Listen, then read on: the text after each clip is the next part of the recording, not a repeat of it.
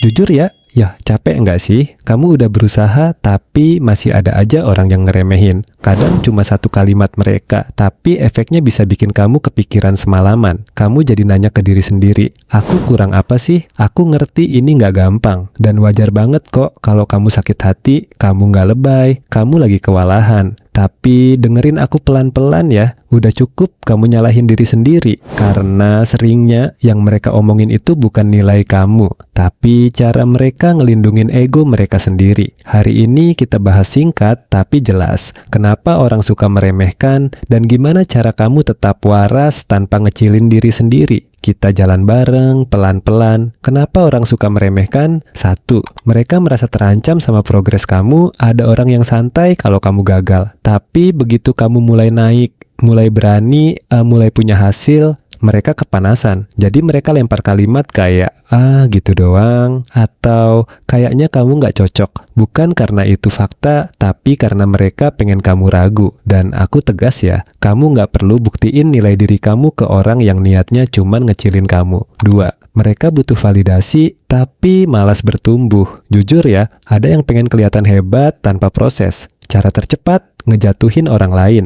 Mereka mancing reaksi kamu biar mereka ngerasa berkuasa. Kalau ketemu yang kayak gini, kita pegang satu skill.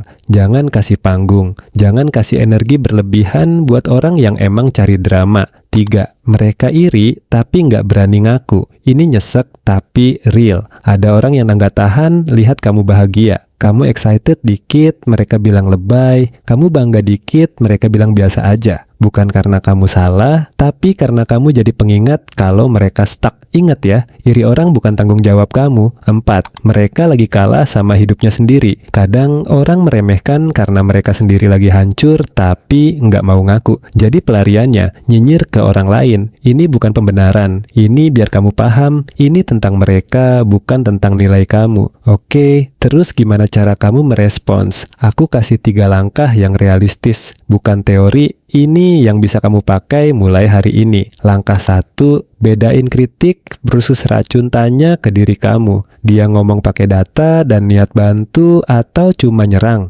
Setelah dia ngomong, aku jadi punya arah atau malah hancur? Kalau jawabannya lebih banyak bikin kamu kecil, itu racun, dan racun itu nggak perlu kamu minum. Langkah 2, jawab singkat, netral, jangan ngasih panggung. Kamu bisa pakai kalimat-kalimat ini. Oke, noted. Makasih ya masukannya. Aku paham kamu punya pendapat. Itu bukan berarti kamu kalah, itu berarti kamu menang. Jaga diri. Langkah 3, pasang batas. Lalu konsekuen batas itu bukan drama. Batas itu perawatan diri. Kamu bisa bilang, aku nggak nyaman kalau cara ngomongnya ngerendahin. Kalau mau bahas, tolong dengan cara yang lebih hormat.